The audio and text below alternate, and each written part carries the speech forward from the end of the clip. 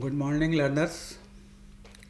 आज हम सार्वभौमिक मानवीय मूल्यों को समझने अंडरस्टैंडिंग यूनिवर्सल ह्यूमन वैल्यूज़ पर बात करेंगे। आप जानते हैं कि मनुष्य एक सामाजिक प्राणी है।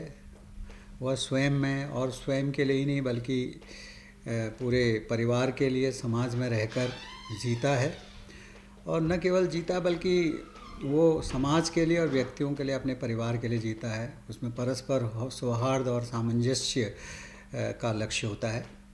उसे प्रकृति से भी सामंजस्य स्थापित करना होता है, क्योंकि प्रकृति के सामने भी तमाम प्रकार की चुनौतियाँ होती हैं। सार्वभौमिक मानव मूल्य वे सामान्य सिद्धांत, नियम या ऐसे मानक हैं जो पूरे ग्लोबल लेवल पे रिकॉग्नाइज्ड हैं और जिनका पालन वैश्विक सौहार्दता हेतु सभी के लिए ज़रूरी है। इसके अभाव में विश्व उन अनेक समस्याओं का सामना कर रहा है जो मानव की शांति, सुरक्षा और अस्तित्व के लिए चुनौतियां बनी हुई हैं। किंतु वर्तमान में जो हमारी शिक्षा प्रणाली प्रचलित है वो केवल स्किल बेस्ड है, वो केवल कौशल प्रदान कर रही है, वहीं तक वो लिमिटेड है। व्यक्तित्व के सर्वांगीण विकास के लिए, उसके आध्यात्मिक मूल्यों के लिए, उसके मानव मूल्यों के लिए और उसके मनोभावनाओं को कंट्रोल करने के लिए, उसके इमोशंस को कंट्रोल करने के लिए उसमें कुछ नहीं है, बल्कि एक पूरे यूनिवर्स, वसुधैव कुटुंबकम की जो भावना है, उसमें एक ग्लोबल सिटीजनशिप का कॉन्सेप्ट है। उसको, उसके प्रति शिक्षा देने के लिए भी इसमें कोई औपचारिक शिक्षा प्रणाली नहीं है जिसमें मूल्य शिक्षा भी शामिल है। आज के इस पर बात करेंगे कि मानवीय मूल्य क्या है और सार्वभौमिक मानवीय मूल्यों की शिक्षा कैसे दी जा सकती है। और इसके आगे के सेशंस में हम इस बात पर विचार करेंगे कि किस तरीके से विश्व बंधुत्व की भावना को स्थापित करने के लिए और विश्व की अनेक समस्याओं और चुनौतियों का सामना करने के लिए हम वैश्विक नागरिकता को कैसे स्थापित कर सकते हैं और कैसे पूरे विश्व स्तर पर सामंजस्य राष्ट्रों के बीच में, समाजों के बीच में, संस्कृतियों के बीच में कैसे स्थापित कर सकते हैं। और अल्टीमेटली हम इस बात पर भी चर्चा करेंगे कि आज के जीवन में व्यक्तित्व के विकास के लिए तमाम चीज़ें मौजूद हैं, तमाम कौशल मौजूद हैं, तमाम प्रकार के एक्सीलेंस की बात की जा रही है। तो हम किस तरीके से एक्सीलेंस को हर लेवल पे, यानी आध्यात्मिकता और जो मनोभावनाएं हैं, हमारी इमोशंस हैं, उनको इंटीग्रेट करके हम उसके व्यक्तित्व का सर्वांगीण विकास कैसे कर सकते हैं, इस पर हम विचार करेंगे। तो चलिए हम चलते हैं अधिगम, इस जो आज हम सेशन ले रहे हैं सार्वभौमिक मानवीय मूल्यों के विषय में, इसके लर्निंग ऑब्जेक्टिव्स या अधिगम उद्देश्य क्या है। पहला उद्देश्य ये है कि आप सार्वभौमिक मानवीय मूल्यों को क्या होते हैं वो उसको समझ पाएंगे कि किसे हम सार्वभौमिक मानवीय मूल्य कहेंगे। और दूसरे, मूल्य शिक्षा की आवश्यकता एवं महत्व क्या होता है, इसको भी आप समझा पाएंगे। आप ये भी जान पाएंगे कि मूल्य शिक्षा के उद्देश्यों एवं आधारभूत दिशा निर्देशों को किस तरीके से एक्सप्लेन किया जा सकता है। आप इस बात को भी डिस्कस कर पाएंगे कि मूल्य शिक्षा की प्रोसेस क्या होगी, कैसे हम मूल्य शिक्षा को डिसेमिनेट कर पाएंगे। और जो मूल्य शिक्षा की प्रक्रिया में आत्म अन्वेषण, यानी जो सेल्फ इवेल्यूएशन की प्रक्रिया होती है, प्रोसेस होती है, उसको हम कैसे डिस्क्राइब कर पाएंगे। तो इन लर्निंग ऑब्जेक्टिव्स को पूरा करने के लिए हम इस सेशन पर चर्चा कर रहे हैं। इन अधिगम उद्देश्यों को पूरा करने के लिए हम इस सेशन में चर्चा करेंगे। तो पहले हम इस बात पर चर्चा करेंगे कि मानवीय मूल्य क्या है, किसे हम मानवीय मूल्य कहेंगे। मूल्य का शाब्दिक अर्थ योग्य होना या उपयोगी होना है, टू बी वर्थ ऑफ। यदि आप एक अर्थशास्त्री की भाषा में बात करें तो मूल्य वस्तु या सेवा से प्राप्त होने वाली उपयोगिता या संतोष, जिसको यूटिलिटी और सेटिस्फैक्शन कहा जाता है, उसके बदले में दिया जाता है। लेकिन मनोवैज्ञानिक रूप में मूल्य व्यक्तिगत व्यवहार के मानक हैं, यानी वो स्टैंडर्ड्स हैं जिसमें हम जो पर्सनल हमारा इंडिविजुअल बिहेवियर है उसका मापन करते हैं, उसके ये मापदंड हैं जिसमें व्यक्ति गहराई के साथ विश्वास करता है। और ये बात भी बड़ी उल्लेखनीय है कि मूल्य कहीं बाहर से नहीं आते हैं, बल्कि वो मनुष्य के अंदर उसकी भावनाओं के अनुसार प्रस्फुटित होते हैं, जिस कारण से व्यक्तियों के, परिवारों के, समाजों के एवं संस्कृतियों के मूल्यों में भिन्नता हो सकती है। एक व्यक्ति का मूल्य दूसरे व्यक्ति से भिन्न हो सकता है, एक परिवार का मूल्य दूसरे परिवार से, ऐसे एक समाज का दूसरे समाज से, एक संस्कृति का दूसरी संस्कृति से भिन्न हो सकता है। मूल्य व्यक्ति के जीवन को अर्थपूर्ण बनाते हैं, क्योंकि अगर जीवन में मूल्य नहीं होते तो जीवन मीनिंगलेस हो जाता है। इसलिए उसे स्वयं द्वारा अधिमानित व्यवहार के केंद्र में रखते हैं कि उसने किस चीज़ को प्रायोरिटी दी है, और उसके व्यक्तित्व से पता चलता है कि वो उसकी प्रायोरिटीज़ क्या है, वो किन चीज़ों को महत्वपूर्ण मानता है, और उसी के हिसाब से उसके व्यक्तित्व को हम देखते हैं। मानव व्यवहार को निर्देशित और अभिप्रेरित प्रेरित मूल्य करते हैं, और इन मूल्यों को, जिनकी प्रकृति सामान्यतः अमूर्त होती है, क्योंकि ये इनविजिबल होते हैं मूल्य, ये फिजिकल दिखते नहीं हैं, लेकिन ये फिर भी होते हैं, इनको मानवीय मूल्यों की श्रेणी में रखा जाता है। मानवीय मूल्य क्या होते हैं? मानवीय मूल्य में जैसे आप देखते हैं कि मूल्य के साथ मानवीय शब्द लगा है, इसका मतलब यह है कि जो मानव को समाज में अन्य लोगों के साथ सौहार्दपूर्ण ढंग से रहने में सहायता करते हैं, क्योंकि समाज और जो परिवार है और जो हमारी प्रकृति है उसमें सबसे जिस बात की आवश्यकता होती है वो समरसता है, सौहार्द है, सद्भाव है, वो बेसिक ऑब्जेक्टिव होता है समाज का। और इसलिए मानवीय मूल्य व्यक्ति को इस सद्भाव पूर्ण वातावरण में रहने में सहायता करते हैं, एडजस्टमेंट में सहायता करते हैं। मूल्य प्रणाली में विभिन्नता होने के कारण मूल्य अलग अलग हो सकते हैं, और आप जैसे हम डिस्कस कर भी चुके हैं कि व्यक्ति से व्यक्ति, संस्कृति से संस्कृति में भिन्नता हो सकती है। व्यक्तिगत मूल्य व्यक्ति की मान्यताओं पर निर्भर करते हैं कि वो क्या एज्यूम करके चलता है, वो किस प्रकार के परिवार से आता है, किस प्रकार के समाज से आता है, किस प्रकार के वातावरण से आता है, उस पर उसकी अपनी मान्यताएं, उसके अपने एजम्पशंस, उसके अपने बिलीफ्स निर्भर करते हैं, और इसी के आधार पर उनके मूल्य भी निश्चित होते हैं। व्यक्तिगत मूल्य इस बात पर निर्भर करते हैं कि व्यक्ति की आकांक्षाएं और उसकी आवश्यकताएं क्या है, what are his aspirations and needs, और वो उनको कैसे फुलफ़िल करता है, कैसे उसकी पूर्ति करता है। उदाहरण के लिए व्यक्तिगत आवश्यकताओं में हर व्यक्ति, आप जानते हैं, सफल होना चाहता है, सफलता, सम्मान पाना चाहता है, उपलब्धियां करना चाहता है, वो डिफरेंट चीज़ों में अपना योगदान देके अपनी विशिष्टता को प्रदर्शित करना चाहता है। प्रेम, मित्रता, सुरक्षा, स्वतंत्रता, साहसिक गतिविधियों की ओर उन्मुखता भी उसकी आकांक्षा हो सकती है, उसकी नीड्स हो सकती हैं, और वो जीवन में आनंद और प्रसन्नता जैसी जो एस्पिरेशंस हैं उसको भी प्राप्त करना चाहता है। और इन सब नीड्स को ट्रांसफॉर्म करके मूल्यों में ले जाने के लिए मूल्य उत्कृष्टता के रूप में हो सकते हैं, क्योंकि जब व्यक्ति जैसे एक्सीलेंट होगा, उसमें उत्कृष्टता उसका मूल्य होगा, तो हर चीज़ में उत्कृष्टता प्राप्त करने की कोशिश करेगा, जिससे उसको सफलता मिलेगी, जिससे उसको सम्मान मिलेगा, उसकी उपलब्धियां मिलेंगी, उसका योगदान दिखाई देगा।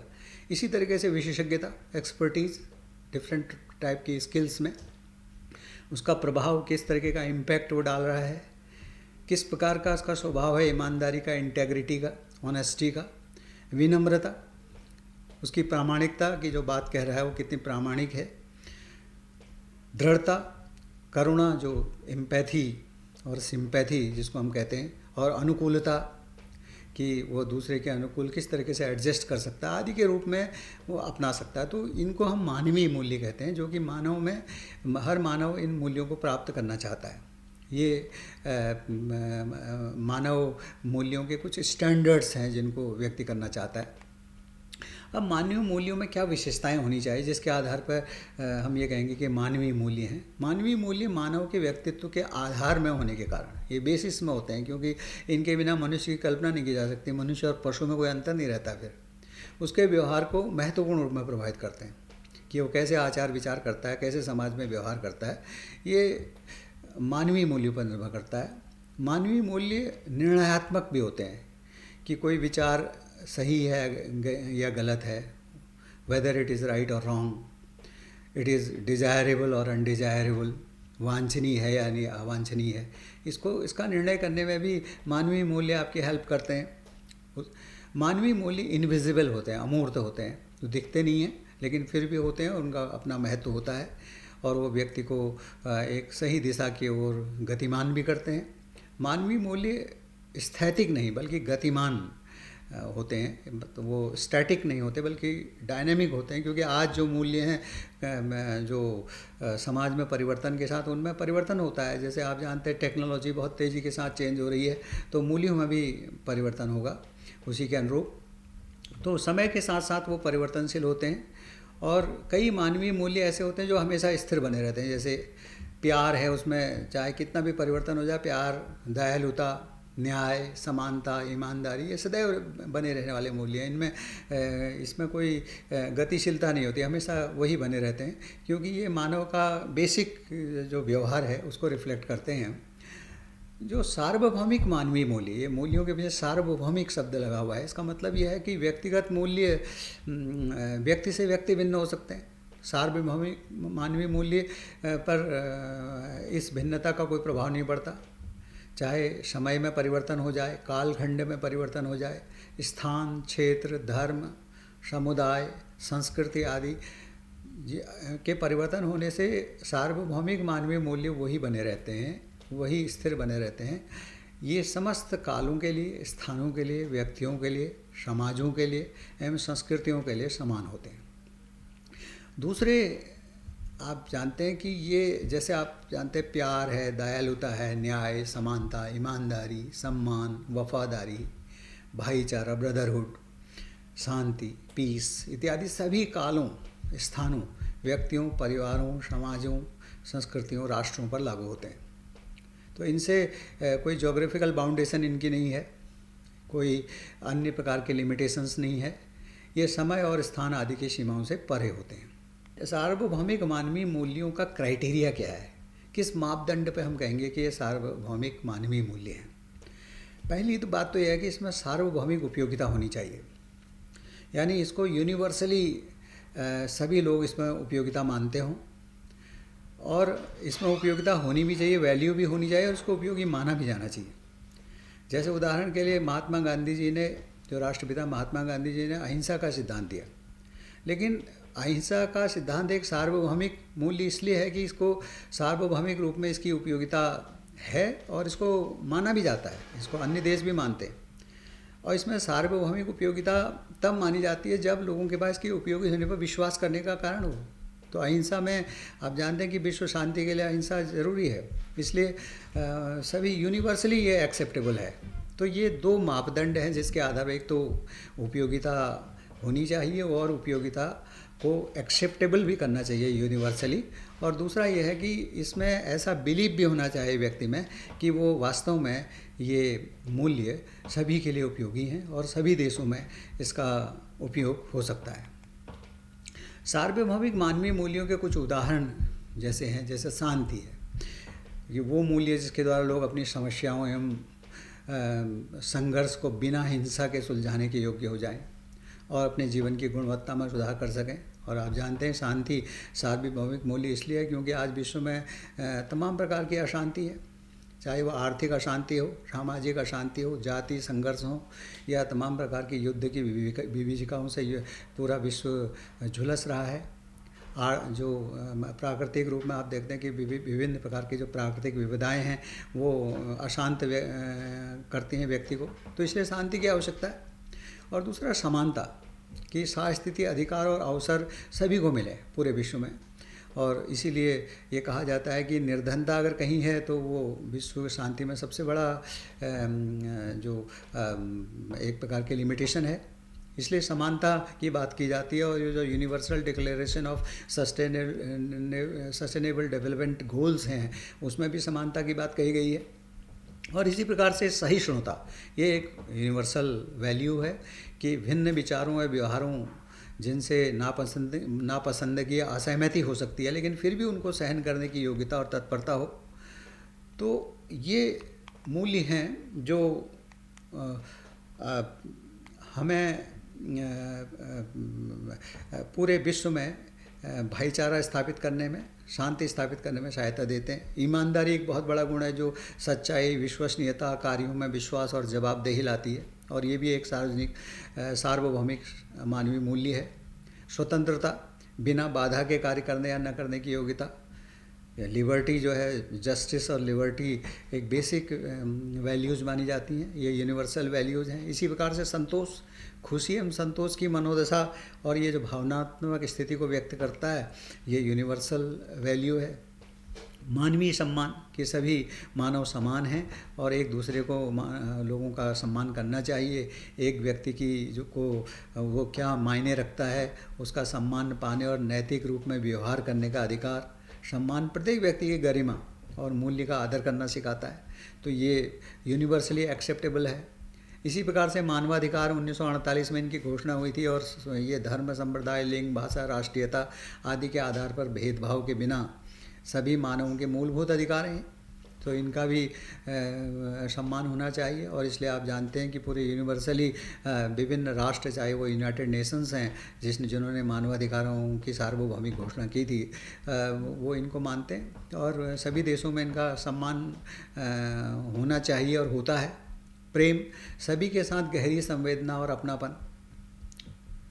सभी मानवों को एक दूसरे के साथ संवेदना के साथ रहना चाहिए, अपनेपन से रहना चाहिए, ये एक सार्वभौमिक मानवीय मूल्य है। इसी प्रकार को एग्जिस्टेंस, विभिन्न राष्ट्रों के बीच में, विभिन्न व्यक्तियों के बीच में, समाजों और संस्कृतियों के बीच में, कि वो साथ में रहें और उनको बने रहने का अधिकार हो, ये को एग्जिस्टेंस है। ये मानव समाज के लिए बहुत ही आवश्यक है, इसलिए सार्वभौमिक मानवीय मूल्य है। इसी प्रकार से न्याय, जस्टिस, निष्पक्षता एवं समानता को सुनिश्चित करता है और भेदभाव और असमानता को समाप्त करने का प्रयास करता है। ये बहुत ज़रूरी है। आज जो विश्व की जो चुनौतियां हैं उसमें ये जो भेदभाव होता है और जो असमानता दिखाई देती है विभिन्न राष्ट्रों के बीच में, नागरिकों के बीच में, विभिन्न क्षेत्रों के बीच में, उसको कैसे उसकी खाई को पाटा जा सकता है, वो ये विश्व की चुनौतियों को समाप्त करने के लिए न्याय बहुत ज़रूरी है। ऐसी सच्चाई, सत्य जिसको हम कहते हैं, कि सच्चाई और ईमानदारी के साथ सही बात कहने का साहस विश्वास का आधार है। और सत्य जो है, जैसे आप जानते हैं कि हमारी यूनिवर्सिटीज़, कॉलेजेज हैं, they are actually exploring for truth. वो सच्चाई की ओर जाना चाहते हैं कि वास्तव में सत्य क्या है, जीवन में किस प्रकार के सत्य की ओर हम जाना चाहते हैं, क्या हमारा लक्ष्य है, हमारा मूलभूत उद्देश्य क्या है। इस सत्य को हम पाना चाहते हैं, और विभिन्न प्रकार की जो एक्सरसाइजेज समाज के विभिन्न प्रकार के अंगों के द्वारा की जा रही हैं, वो इसी दिशा में किया जा रहा एक प्रयास है। अब सवाल ये आता है कि हम मूल्य शिक्षा, वैल्यू एजुकेशन किस तरीके से दे सकते हैं, कैसे, क्योंकि मानवीय मूल्य हैं, ठीक है, अपनी जगह में हैं और बहुत समय से ये मूल्य हैं, लेकिन इन मूल्यों को हम आम लोगों तक कैसे पहुंचा सकते हैं और किस तरीके से मूल्यों की शिक्षा दे सकते हैं। क्योंकि जैसा पहले ही बताया गया है कि आज की जो हमारी जो शिक्षा प्रणाली है उसमें एकेडमिक एक्सीलेंस के लिए तो तमाम प्रकार की संस्थाएँ मौजूद हैं, तमाम प्रकार के कॉलेज और यूनिवर्सिटीज़ हैं, लेकिन मूल्य शिक्षा के लिए, जो मनोभावों की शिक्षा के लिए, आध्यात्मिक शिक्षा के लिए कोई व्यवस्था नहीं है। तो इस शिक्षा को कैसे दिया जा सकता है, इसी के लिए पूरा विश्व समुदाय आज प्रयास कर रहा है कि ये यूनिवर्सल ह्यूमन वैल्यूज़ की भी शिक्षा दी जाए, ताकि समाज में जो विसंगतियाँ आ रही हैं, जो इनकन्सिस्टेंसीज आ रही हैं, हम देख रहे हैं कि आदमी बहुत एक्सीलेंट हो जा रहा है, बहुत एकेडमिकली और स्किल में बहुत ज़्यादा एक्सीलेंट है, लेकिन वो मनोभावों के स्तर पर फेल हो जाता है, असफल हो जाता है, और उसके जीवन में तमाम प्रकार की अशांति आती है, और कभी कभी वो ऐसे काम कर बैठता है जो कि इस प्रकार के शिक्षित व्यक्ति को नहीं करना चाहिए। तो इसलिए मूल्य शिक्षा वो है जो शिक्षार्थियों को न केवल मानवीय मूल्यों के महत्व को सिखाती है, बल्कि उन्हें तदनुसार मानव मूल्यों को आत्मसात कर बदलने में सक्षम बनाती है और समाज में मानवीय मूल्यों का सृजन भी करती है। तो तीन काम हैं, एक तो मानवीय मूल्यों के महत्व को सिखाना, दूसरा ये है कि वो मानवीय मूल्यों को आत्मसात भी करें, यानी वो खाली थ्योरेटिकली उसको ना पढ़ें बल्कि प्रैक्टिकली भी उसको आत्मसात करके उसको नए जो मानवीय मूल्य हैं उनका के सृजन में मदद करें, पूरे समाज में नए मानवीय मूल्यों का सृजन भी हो। ये तीनों बातें मानव मूल्य शिक्षा के अंग के रूप में, उसके कंटेंट के रूप में सामने आती हैं। और इसलिए C.V. गुड एक अथॉरिटी हैं जिन्होंने कहा है कि मूल्य शिक्षा उन सभी समुच्चयों का योग है। It is the integration of all sorts of subsets, जिनके द्वारा एक व्यक्ति पहले योग्यताएं प्राप्त करता है, उसमें नई अभिवृत्तियाँ आती हैं और उस समाज में वो पॉजिटिव व्यवहार, सकारात्मक व्यवहार के अन्य प्रारूप डेवलप करता है। यानी वो कुछ चीज़ों के लिए एनेबल हो जाता है, उसके एटीट्यूड में चेंज होता है, और उस एटीट्यूड में चेंज होने के कारण उसमें ऐसे पॉजिटिव साइंस आते हैं जिससे पूरे समाज में वो नए नए पैटर्न डेवलप कर सकता है और समाज को बदल सकता है। अब मूल्य शिक्षा की आवश्यकता क्यों है, वो कौन से कारण हैं जो मूल्य शिक्षा की आवश्यकता की ज़रूरत को महसूस कराते हैं। और सबसे पहला है कि व्यक्तित्व का सर्वांगीण विकास। शिक्षा का उद्देश्य केवल कौशल प्रदान करना ही नहीं होना चाहिए, बल्कि शिक्षा तब तक अधूरी मानी जाएगी जबकि उसमें अन्य पहलुओं जो बहुत इंपॉर्टेंट डायमेंशंस होते हैं, जैसे शारीरिक है, फिजिकल है, मानसिक है, उसका इमोशनल डेवलपमेंट है, भावनात्मक, और इसी प्रकार से आध्यात्मिक या स्पिरिचुअल डेवलपमेंट है। इन चीज़ों का समावेश जब तक नहीं होता तब तक व्यक्तित्व का सर्वांगीण विकास हो ही नहीं सकता है। तो वर्तमान परिप्रेक्ष्य में शिक्षा प्रणाली में शैक्षणिक उत्कृष्टता पर ही जोर नहीं होना चाहिए, बल्कि अन्य पहलुओं जिनकी उपेक्षा हो रही है उनकी उपेक्षा नहीं होनी चाहिए। और दूसरा उद्देश्य है मूल्यों और कौशल के बीच उपरखता। अभी सभी लोग अच्छी स्किल्स लेना चाहते हैं और स्किल डेवलपमेंट के लिए बहुत ज़्यादा औपचारिक रूप में प्रयास किए गए हैं और सारे संसाधन हमारे बीच में मौजूद हैं, ऐसा इंफ्रास्ट्रक्चर मौजूद है, लेकिन उनका मूल्यों के साथ में कोई संबंध स्थापित नहीं किया गया, जबकि दोनों एक दूसरे के पूरक हैं, कॉम्प्लीमेंट्रीज हैं। और एक चीज़ ये भी है कि जब मूल्य शिक्षा होती है तो व्यक्ति बहुत से उसके ऐसी बिलीफ्स हो सकते हैं जो गलत भी हो सकती हैं, जो प्री कंडीशनिंग होती है, समाज में बता दिया जाता है कि ये अच्छा है और ये बुरा है, जबकि हो सकता है ऐसा ना हो। तो इसलिए इसका परीक्षण करने के लिए भी जो स्थापित मान्यताएं हैं और माननीय मूल्य बताए गए हैं उनका हम एग्जामिन कर सकते हैं, उनका रिव्यू कर सकते हैं। पूर्व स्थापित मान्यताओं एवं मान्य मूल्यों का हम पुनरावलोकन करते हैं और वर्तमान संदर्भ में उनकी प्रासंगिकता के दृष्टिगत हम उसमें बदलाव करने की आवश्यकता भी महसूस करते हैं, ताकि अंधविश्वास को और त्रुटिपूर्ण विश्वासों को समाप्त किया जा सके और समाज में व्याप्त विसंगतियों का निराकरण किया जा सके। और लास्ट बट नॉट लीस्ट, ये ज़रूरी है कि आज जो टेक्नोलॉजिकल डेवलपमेंट हो रहा है उसके साथ हम कैसे हार्मोनी डेवलप कर सकते हैं, क्योंकि टेक्नोलॉजिकल डेवलपमेंट के साथ साथ निश्चित रूप से हमारे मानवीय मूल्यों में कहीं ना कहीं कमी आई है, उसको कैसे हम बैलेंस कर सकते हैं, इस पर भी हम विचार करते हैं। मूल्य शिक्षा का इम्पोर्टेंस क्या है, कैसे क्यों मूल्य शिक्षा आज के ज़माने में बहुत ही प्रासंगिक है और महत्वपूर्ण होती जा रही है।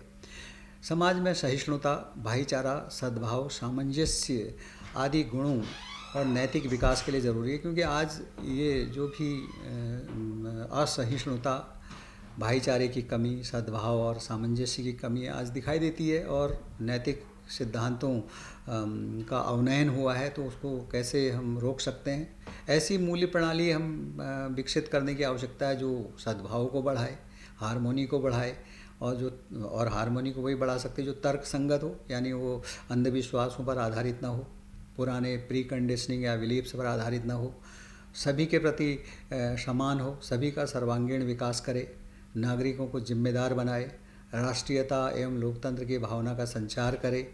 और मानवीय मूल्यों की शिक्षा इसलिए सबसे अधिक महत्वपूर्ण है कि मानवीय मूल्यों की शिक्षा ही ये जो तमाम उसकी आवश्यकताएं हैं, उसकी प्राथमिकताएं, उसको कर सकने में सक्षम है।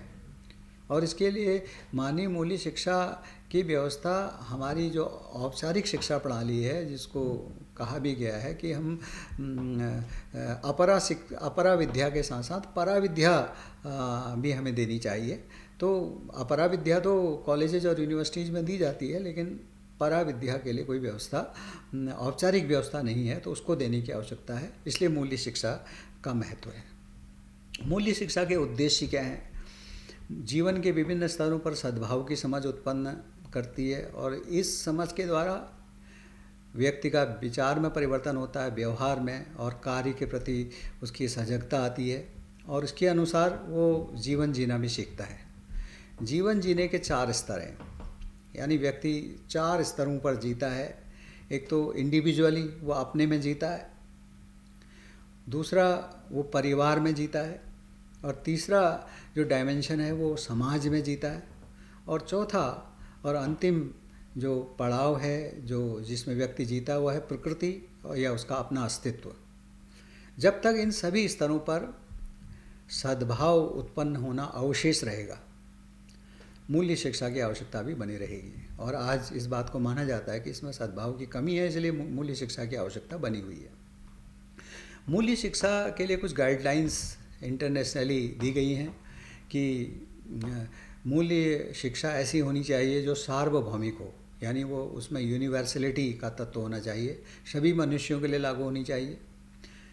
विवेकपूर्णता, ये अंधविश्वासों पर आधारित न हो बल्कि तर्क संगत हो, तर्कों पर आधारित हो, और पुराने जो डॉगमाज हैं और जो कुरीतियाँ हैं और जो हमारे प्री कंडीशनिंग हैं, जो पूर्व स्थापित परंपराएं हैं, उनको रिव्यू करे और उसका परीक्षण करे। प्राकृतिक एवं सत्यापन योग्यता होनी चाहिए कि ये जो प्राकृतिक रूप में व्यक्ति जो ऐसा स्वाभाविक रूप में जिसे सही और गलत समझता है उसके द्वारा वो उसका वैलिडेशन कर सके, सत्यापन कर सके, तो ये स्वाभाविक रूप में स्वीकार्य होनी चाहिए। सर्वसमाहित एवं बहुआयामी होनी चाहिए कि सभी को इनकम्पास करे, सभी को समाहित करे, इंक्लूसिव हो और बहुआयामी हो, यानी सभी स्तरों पर जैसे विचार, व्यवहार, कार्य और अनुभव, और उसी के साथ सभी स्तर जैसे व्यक्ति है, परिवार है, समाज और प्रकृति एवं अस्तित्व को आच्छादित करे।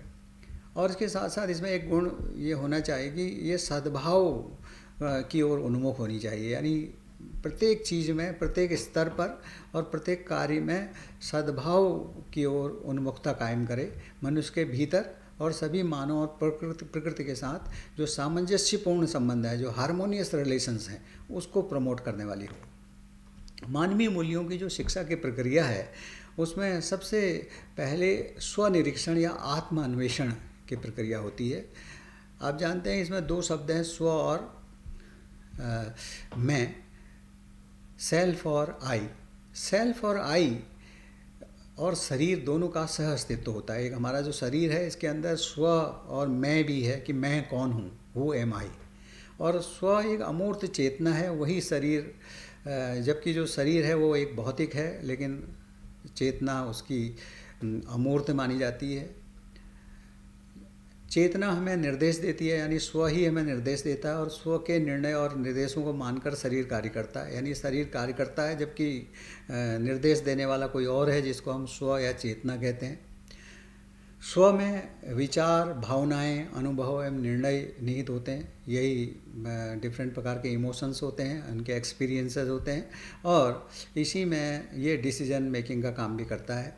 स्व की आवश्यकताओं में सुख, शांति, खुशी और संतोष, ये अमूर्त चीज़ें शामिल होती हैं। सुख चाहता है, शांति चाहता है, खुशी और संतोष चाहता है, लेकिन शरीर भौतिक सुख सुविधाएं चाहता है। स्व की आवश्यकता सतत और गुणात्मक है कि पहली जो हमारी सुख, शांति, खुशी और संतोष हैं वो क्वालिटेटिव हैं, लेकिन शरीर जो है वो मात्रात्मक सुख चाहता है। अर्थपूर्ण जीवन, जो जीवन मीनिंगफुल तभी हो पाता है जबकि स्व और शरीर के बीच में संतुलन हो। आज इसी में थोड़ा सा जैसे हम कहते हैं वर्क लाइफ बैलेंस नहीं है, इम्बैलेंस हो जाता है, तो एक संतुलित दृष्टिकोण की आवश्यकता होती है जिससे उत्तरजीविता, जो सस्टेनेबिलिटी है, सुरक्षा या सिक्योरिटी है, और साधनों का सही उपयोग होता है। स्व मूल्यांकन में 4 चीज़ों का काम ध्यान रखते हैं। ये जानने की प्रक्रिया कि व्यक्ति को के लिए मूल्यवान क्या है और उसे वास्तविक संतुष्टि कैसे मिल सकती है। प्राथमिकता क्रम में 4 पॉइंट हैं, 4 स्तर हैं। पहला, इच्छा या लक्ष्य को जानना कि भाई आदमी की इच्छा क्या है, उसके एस्पिरेशंस क्या हैं और उसके ऑब्जेक्टिव्स क्या हैं। ये पहले से उसको स्व मूल्यांकन में जानना पड़ता है। उसको जानना पड़ता है कि उसकी ताकत क्या है, उसकी कमजोरियाँ क्या हैं, और उसके अनुरूप उसकी इच्छाएँ और लक्ष्य क्या हैं, और इन इच्छाओं और लक्ष्यों की पूर्ति हेतु उसके बाद क्या प्रोग्राम है। और इसको हम प्रस्ताव कहते हैं कि इस प्रस्ताव को, प्रपोजल को इसके सत्यापन करने की आवश्यकता होती है कि ठीक है, ये इच्छाएं, लक्ष्य आपके हैं और इन लक्ष्यों के लिए कार्यक्रम भी हैं, लेकिन क्या इनका वैलिडेशन हो सकता है? ये पर्स जो हमने ये हमारे बिलीफ पर आधारित हैं, ये हमारी मान्यताओं पर आधारित है, इनका सत्यापन कैसे हो, इनका वैलिडेशन कैसे हो? तो इसके लिए एक जो टेक्निक है जिसको हम कहते हैं नेचुरल एक्सेप्टेंस या प्राकृतिक स्वीकृति, कि प्राकृतिक स्वीकृति का मतलब यह है कि प्राकृतिक रूप से सही गलत होने की निर्दोष समझ से, यानी ऑब्वियसली स्वाभाविक रूप में व्यक्ति ये कह सके कि वो ये सही है या गलत है, ये मनुष्य का प्राकृतिक गुण है। तो प्राकृतिक स्वीकृति प्रस्ताव के स्व सत्यापन का आधार है, क्योंकि अगर प्राकृतिक स्वीकृति के आधार पर कोई चीज़ सही है तो ये अपने आप वैलिडेशन हो जाएगा, क्योंकि प्रस्ताव को न तो पहले से ही सही माना जाना है और न ही उसे ग्रंथों या उपकरणों के पढ़े जाने पर या अन्य लोगों के कहने पर सत्यापित किया जाना है। व्यक्ति की स्वाभाविक प्रवृत्ति से, उसकी निर्दोष समझ से यदि वो सही है तो सही है और अगर गलत है तो गलत है। यह समय एवं स्थान के साथ परिवर्तित नहीं होती है। जो प्राकृतिक जो हमारी स्वीकृति होती है हर जगह के इंसान के लिए एक ही होगी, हर समय में ये एक ही रही है और न ही इस पर कोई जो पहले से स्थापित शर्तों और विश्वासों का प्रभाव पड़ता है, सभी के लिए समान होती है। सत्यापन में प्रयोग किए जाने वाले जो तत्व हैं वो, उसमें पहला है प्राकृतिक स्वीकृति, जो कि मनुष्य के जीवन का अभिन्न अंग होती है और हर मनुष्य में पाई जाती है और हर एक मनुष्य में समान रूप से पाई जाती है और यही हमारी मानवीयता का प्रदर्शन भी करती है, मानवीयता का प्रमुख अंग मानी जाती है। और दूसरा यह अनुभव आश्रित सत्यापन, कि हम सत्यापन अपने अनुभव के आधार पर, यानी प्रैक्टिकली हम उस मूल्य को, जिस मूल्य का हम सत्यापन करना चाहते हैं उसको अपने जीवन में लागू करें और तब देखें कि ये सही है या नहीं। इसको अनुभव आश्रित सत्यापन कहा जाता है। स्वनियंत्रण के लिए, सुखद जीवन को सुनिश्चित करने के लिए सद्भाव और सामंजस्य जरूरी है और स्वनियंत्रण सद्भाव और सामंजस्य को कायम करता है। स्वनियंत्रण का साधन संयम है, यानी रेस्ट्रेंट है कि हम स्वनियंत्रण कैसे करेंगे। तो इसके लिए जो सेल्फ रेगुलेशन है, क्योंकि स्वनियंत्रण का मतलब यह है कि हमने मूल्यांकन तो कर लिया लेकिन हमें आपको नियंत्रित करने की आवश्यकता है। तो इसके लिए अच्छे विचार हैं, सकारात्मक आदतें और स्व अनुशासन, सेल्फ डिसिप्लिन बहुत ज़रूरी है। और स्व अनुशासन की दैनिकचर्या से शारीरिक एवं मानसिक सुख शांति सुनिश्चित होती है और पूरे समाज में सद्भाव कायम होता है। Thank you very very much.